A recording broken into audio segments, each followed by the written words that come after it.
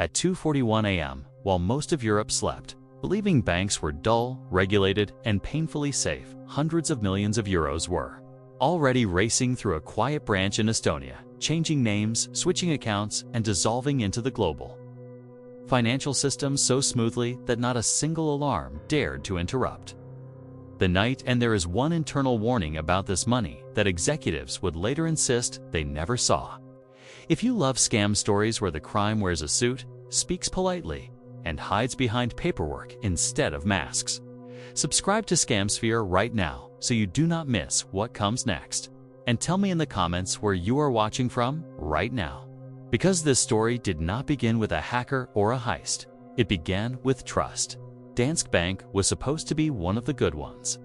It was Denmark's largest bank, a financial institution wrapped in Scandinavian minimalism and moral confidence, the kind of place people pointed to when explaining how capitalism could be calm, rational, and responsibly boring. Its branding was clean, its reputation was solid, and its executives looked like people who drank filtered water and slept peacefully at night. This was not a shadowy offshore operation hiding behind palm trees and secrecy laws. This was a respected European bank that governments trusted, corporations relied on, and millions of ordinary people believed would never be part of a scandal so large it would make the word billion feel inadequate. That belief made what was happening inside Danske Bank's Estonian branch not just shocking, but almost comedic in its audacity. The branch itself was small, quiet, and easy to overlook, handling a specific category of clients known as non-residents, which in banking language means customers who live somewhere else, operate somewhere else, and somehow move unimaginable amounts of money through a country they barely acknowledge. On paper, this arrangement was entirely legal and not unusual.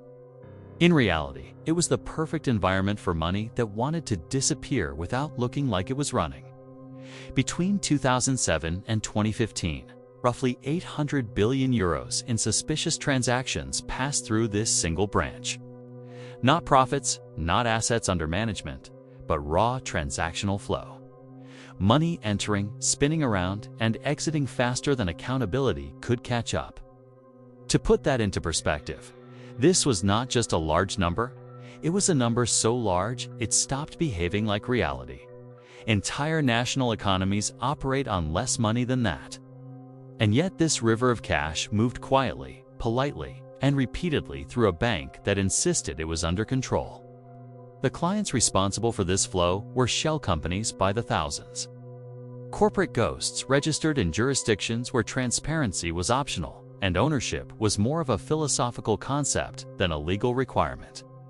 These companies claimed to provide consulting services, a phrase so vague it should have come with a warning label, and their listed addresses often led to empty offices, shared mailboxes, or buildings that housed nothing but other shell companies pretending to do business with each other. Money bounced between these entities in patterns that made no economic sense unless the goal was to obscure its origin, confuse its trail, and exhaust anyone foolish enough to follow it. Inside Danske Bank, however, the machines kept humming. Fees were collected. Growth was recorded. Performance metrics looked impressive. From a distance, everything appeared healthy, which is exactly why no one wanted to look too closely. Money laundering does not announce itself with sirens. It dresses up as routine, disguises itself as paperwork, and waits for complacency to do the rest. Danske Bank did not invent these clients, but it welcomed them warmly and asked them questions that were just gentle enough to avoid discomfort. Employees at the Estonian branch noticed almost immediately that something was wrong. They raised concerns internally, filed reports, flagged accounts, and used language that could not reasonably be misunderstood. Words like highly suspicious and unacceptable risk appeared repeatedly, not buried in footnotes, but stated plainly. These warnings traveled upward through the organization, reaching people who had the authority to stop the operation if they chose to do so. The problem was not that the warnings were unclear. The problem was that responding to them would have required action, and action would have interrupted profit. Headquarters responded the way large institutions often do when confronted with inconvenient truths. Responsibility was distributed until it disappeared.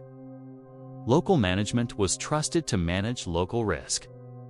Compliance relied on documentation provided by clients who had every incentive to lie. Auditors assumed that if something were truly wrong, someone else would have already stopped it. Everyone believed in the system, and the system believed in itself, which is how the most dangerous scams scale without ever feeling like scams. The transactions themselves were engineered to be boring. Large sums were broken into smaller pieces. Transfers were spaced irregularly. Payment descriptions were deliberately meaningless. Funds moved between accounts in multiple jurisdictions, layering complexity on top of confusion until tracing the money felt less like investigation and more like punishment. To an experienced investigator, it was an unmistakable red flag. Two automated systems designed for speed rather than suspicion. It was just another day at work. The money flowed in from regions known for corruption, risk, and political exposure, including Russia, Azerbaijan, and Moldova, often linked to individuals whose wealth raised questions no one seemed eager to answer. These were not accidental clients who slipped through unnoticed. They were accepted, serviced, and retained. The bank benefited from their activity, and as long as the numbers looked good, the discomfort of asking where the money came from remained easier to ignore than the consequences of finding out. By 2013, the situation had escalated beyond quiet concern and into outright alarm. Internal whistleblowers issued reports that described the non-resident portfolio as completely unacceptable, warning that continued operations could expose the bank to enormous legal and reputational risk. These reports were acknowledged, discussed, and ultimately sidelined. Not because they lacked credibility, but because addressing them would have required admitting something far more damaging than regulatory failure. It would have required admitting that the bank had chosen revenue over responsibility. When journalists and foreign regulators finally pieced the story together years later, the response inside Danske Bank was not confusion, but panic. The revelation that approximately 800 billion euros in suspicious transactions had passed through the bank detonated across Europe's financial landscape. Executives resigned. Investigations opened in multiple countries. Regulators who had trusted internal controls realized they had been reading carefully formatted fiction. The clean, respectable bank had become the centerpiece of one of the largest money laundering scandals in modern history. And the cruel irony was that by the time the world noticed, the money was already gone. Laundered, absorbed, and redistributed into systems that would never return it in full. This was not a failure of technology or regulation alone. It was a failure of will. A system that functioned exactly as designed until design collided with greed. This is why the Danske Bank scandal belongs in ScamSphere. Because it proves that the most devastating scams do not always target individuals, and they do not always look illegal while they are happening. Sometimes they look like quarterly growth, professional silence, and everyone agreeing not to ask the one question that matters. By the time the money laundering operation at Danske Bank's Estonian branch reached full speed, it no longer resembled a crime in motion and instead looked like routine business running on autopilot. That was its greatest strength. Nothing dramatic happened on any single day. There were no explosive transfers that screamed illegality, and no singular moment when an executive could point and say that this was where everything went wrong. The laundering succeeded precisely because it unfolded gradually, predictably, and with enough paperwork to exhaust anyone who tried to question it. At the center of the operation was a client portfolio officially labeled as non-resident, a category that sounds harmless, until you realize it functioned as a financial loophole large enough to drive continents through.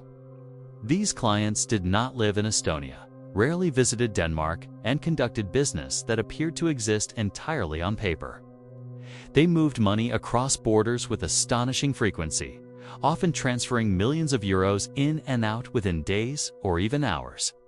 leaving behind only transaction records and a faint smell of something deeply wrong. The bank's internal systems were not blind. They were simply obedient. Automated monitoring tools flagged certain transactions, but those flags required human follow-up. And human follow-up required effort, curiosity, and courage. Instead, alerts were dismissed, explanations were accepted at face value, and risk assessments were completed with the enthusiasm of someone filling out paperwork 5 minutes before lunch. Over time, abnormal behavior became normal simply because it happened so often. One of the most effective laundering techniques used in the scheme was sheer volume. When thousands of shell companies move money constantly, individual transactions lose significance. Investigators call this noise flooding, and it works beautifully. By overwhelming the system with activity, the truly suspicious transfers blend into the background like whispers in a crowded room. Danske Bank's Estonian branch became that crowded room, filled with transactions that technically complied with formatting rules while violating the spirit of every regulation on the books. Correspondent banks played an unintentional but critical role. As money passed through global financial institutions in Germany, the United Kingdom, and the United States, each bank assumed the previous one had performed due diligence. This chain of trust turned into a chain of abdication. No single institution saw the full picture, and no one was incentivized to slow the flow. After all, stopping transactions creates friction, and friction creates questions, and questions create responsibility. Documentation became the ultimate shield. Shell companies provided contracts, invoices, and letters explaining their business activities, all of which looked official enough to satisfy minimum requirements. Consulting agreements described services that could not be verified and did not need to be. Trade documentation referenced goods that never existed. And because paperwork existed, skepticism was treated as unnecessary pessimism rather than professional diligence. Inside Danske Bank, the profits generated by this activity quietly reinforced the illusion that everything was fine. Fees accumulated. Performance metrics improved. The Estonian branch appeared successful, efficient, and productive. In corporate environments, success has a way of muting doubt. When numbers go up, questions tend to go down. The laundering operation did not just generate money, it generated justification. As the years passed, internal responsibility dissolved further. Executives relied on compliance teams. Compliance teams relied on branch management. Branch management relied on clients to be truthful. Everyone relied on everyone else to be the adult in the room. This diffusion of accountability created an environment where serious warnings could circulate without triggering decisive action. Each individual step felt small, defensible, and temporary. Collectively, they formed one of the largest financial scandals in history. The money itself moved with astonishing elegance. Funds entered from high-risk jurisdictions were split into smaller amounts, routed through multiple shell entities, and then recombined elsewhere. Timing was deliberately irregular. Transfers were spaced just far enough apart to avoid detection thresholds. Payment descriptions were bland enough to pass casual review, while being vague enough to resist verification. It was laundering designed by people who understood not just finance, but human behavior. By the time regulators might have noticed patterns, those patterns had already changed. Accounts were closed and reopened under new names. Companies dissolved and reappeared elsewhere. Ownership structures shifted like smoke. The operation did not rely on secrecy so much as exhaustion. Anyone attempting to fully unravel it faced a labyrinth deliberately designed to punish persistence. What makes this phase of the scandal particularly unsettling is how ordinary it looked from the inside. Employees processed transactions. Managers approved reports. Auditors checked boxes. Everyone went home at the end of the day believing they had done their job. There was no cinematic villain twirling a mustache, just a system quietly rewarding passivity. Warnings continued to surface. Emails circulated expressing discomfort. Reports documented escalating risk. At least one whistleblower explicitly described the situation as unsustainable and dangerous. These messages were not ignored outright. They were acknowledged, discussed, and then postponed. Action was always framed as something that could happen later after further review. After additional clarification, after someone else made the first move. Later never came. Meanwhile, the money kept moving. It flowed into real estate, luxury assets, political influence, and financial instruments designed to preserve wealth while erasing history. Once laundered, it became indistinguishable from legitimate capital, blending into the global economy where it could no longer be separated without dismantling entire systems. By the time external scrutiny intensified, Danske Bank's internal narrative had hardened. Problems were framed as legacy issues. Responsibility was localized. Leadership emphasized complexity and distance. The Estonian branch was described as an outlier rather than a symptom. This framing was not accidental, it was strategic. By isolating the problem geographically and temporally, the institution attempted to shrink a systemic failure into a manageable embarrassment, but the scale refused to shrink. As investigations expanded, the numbers grew more shocking. 800 billion euros was not a rounding error. It was not a misunderstanding. It was evidence of prolonged institutional failure. The realization spread that this was not about one branch or a handful of rogue clients. It was about how easily the financial system could be bent without breaking. For scammers watching from the outside, the lesson was clear. You do not need to defeat the system. You only need to cooperate with it. Follow the rules just closely enough. Provide documentation just convincingly enough. Move fast, move often, and rely on the fact that no one wants to be the person who slows everything down. Danske Bank did not set out to launder 800 billion euros. It set out to grow, to compete, and to trust its processes. That trust became the vulnerability. The scam did not force its way in. It was invited, accommodated, and ultimately protected by the very mechanisms meant to prevent it. And as this chapter closes, one truth becomes unavoidable. The laundering did not succeed because controls failed. It succeeded because they worked exactly as they were designed to. In a world where asking too many questions is treated as a flaw rather than a duty. When the Danske Bank scandal finally surfaced in public view, it did not arrive as a single revelation, but as a slow, humiliating unraveling. Information leaked in fragments, reports contradicted previous assurances, and the story grew larger every time someone tried to minimize it. What had once been dismissed internally as a manageable compliance issue suddenly transformed into a reputational crisis that no amount of corporate language could contain. The numbers alone made denial impossible. 800 billion euros did not slip through a bank unnoticed. It marched through with paperwork, approvals, and applause. The first reaction from leadership was cautious confusion. Executives expressed surprise, disappointment, and concern. The holy trinity of corporate crisis vocabulary. Statements emphasized complexity, distance, and historical context, as if money laundering became less alarming if it happened several years ago. The Estonian branch was described as an anomaly, a remote outpost operating under different conditions, quietly suggesting that geography itself had conspired against oversight. This framing was convenient, but it collapsed quickly under scrutiny. Investigations revealed that warnings had reached senior levels long before the scandal became public.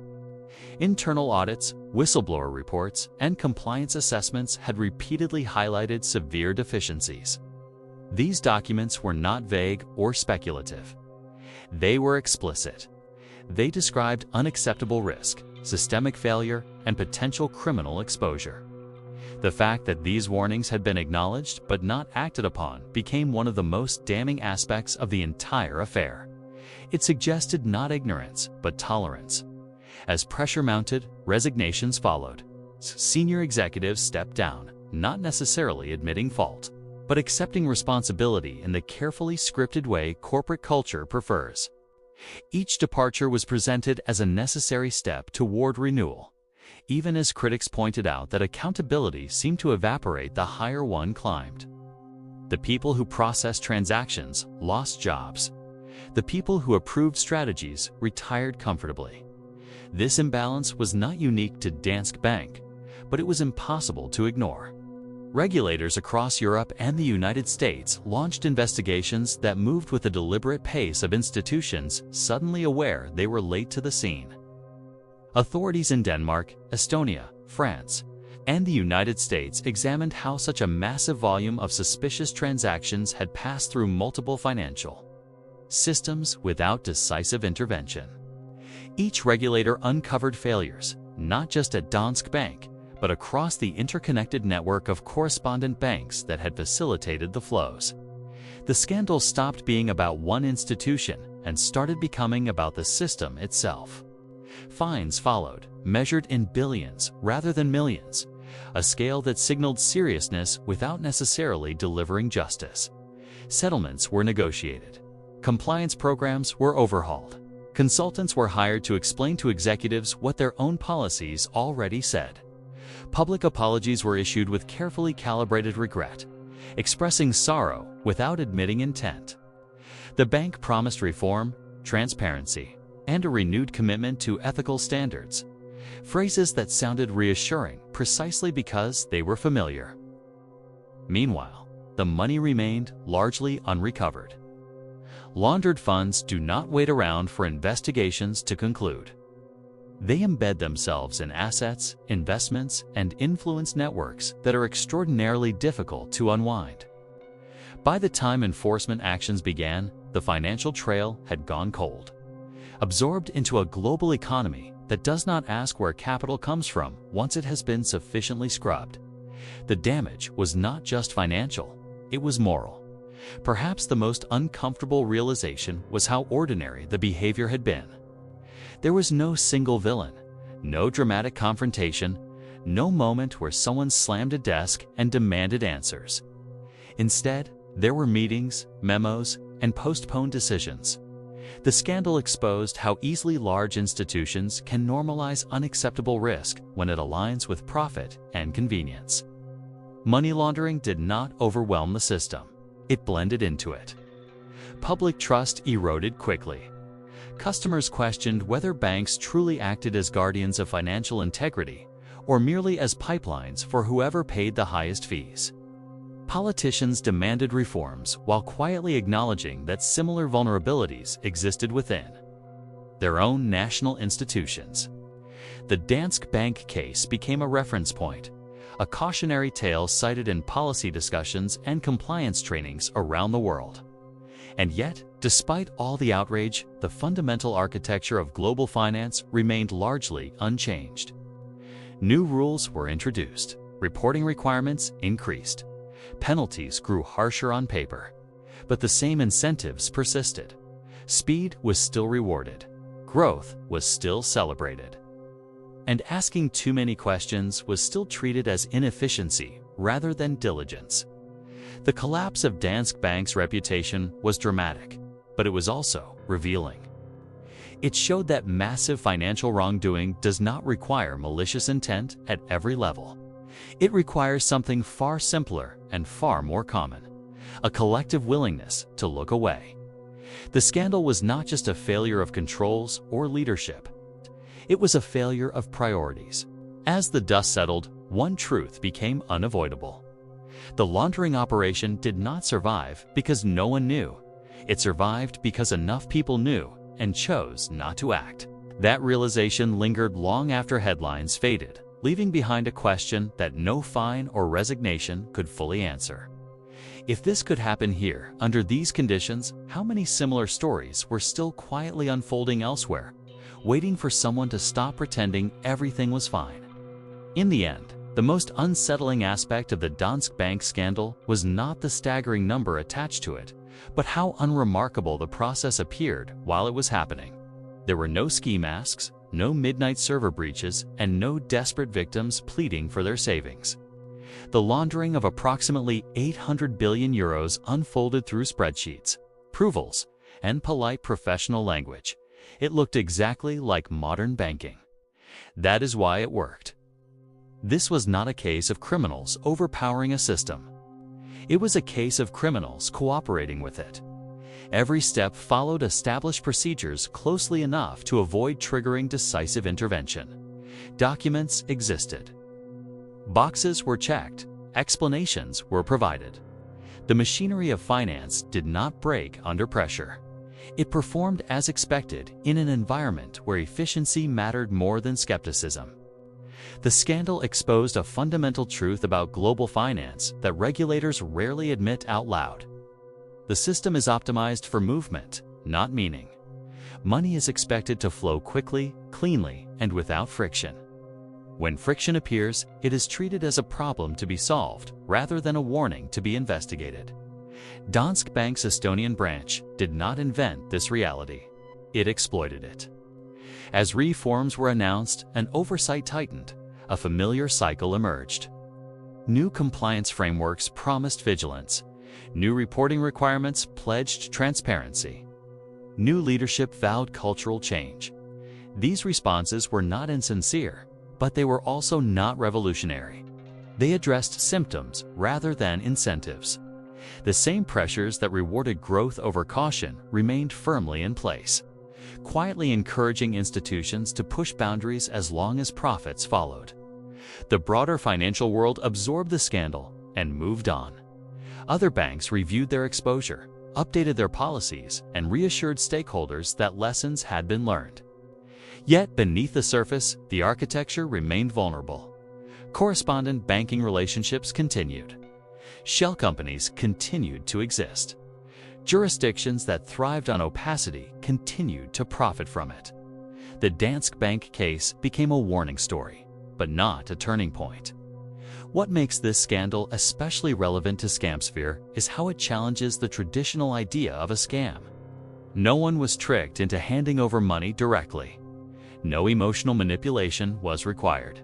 No fabricated urgency pushed victims into mistakes. Instead, the scam targeted assumptions. It relied on trust in institutions, faith in procedures, and the comforting belief that someone else was watching closely. In many ways, this was the most advanced form of deception possible. It did not ask permission. It did not announce itself. It simply aligned with incentives and waited. By the time anyone realized what was happening, the money had already dissolved into the global economy, indistinguishable from legitimate capital. Recovery was theoretical. Accountability was partial. Closure was impossible. The human cost of this failure was diffuse but real. Laundered money strengthens criminal networks, distorts markets, and undermines democratic institutions. It funds corruption quietly, allowing influence to spread without transparency. When banks fail at this scale, the damage extends far beyond balance sheets. It erodes confidence in systems people depend on but rarely understand. Perhaps the most sobering lesson is how easy it was. No extraordinary genius was required. No groundbreaking innovation was necessary. The laundering succeeded because people behaved predictably. They trusted hierarchies. They avoided conflict. They prioritized performance metrics. They postponed difficult decisions. These are not rare traits. They are common ones, which is why the story remains unsettling long after the headlines fade. Danske Bank survived the scandal, albeit damaged and reshaped. Many of the individuals involved moved on. The global financial system absorbed the shock and continued operating. But the underlying question remains unanswered. If 800 billion euros could pass through one respected institution without decisive intervention, how much more has moved through others that have not yet been exposed? This story does not end with a clean resolution because real scams rarely do. They end with settlements, reforms, and collective amnesia. The machinery resets, the language changes, and the incentives quietly remain the same. Somewhere, another system is being trusted a little too much, and another river of money is flowing just beneath the surface. If you thought this scam was thrilling, wait until you hear about the next one.